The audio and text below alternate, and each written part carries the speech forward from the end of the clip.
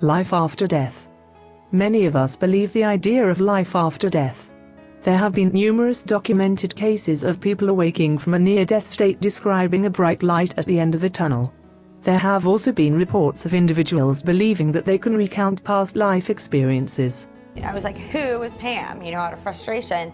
And that's when he turned to me and looked at me and said, well, I was. And I was like, what do you mean you were? And he was like, well, I used to be, but I died and I went up to heaven. I saw God.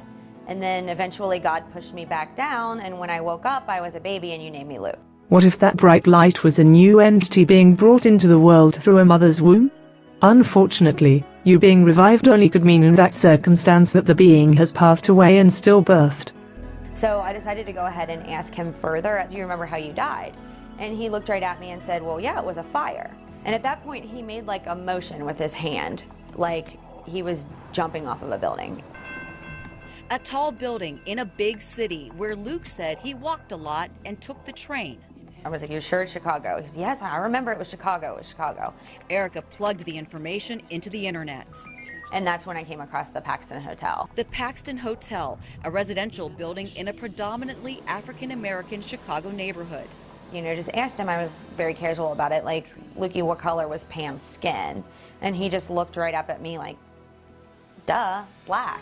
In March 1993, a massive fire raced through the property, trapping most residents. 19 died, including a woman in her 30s named Pamela Robinson.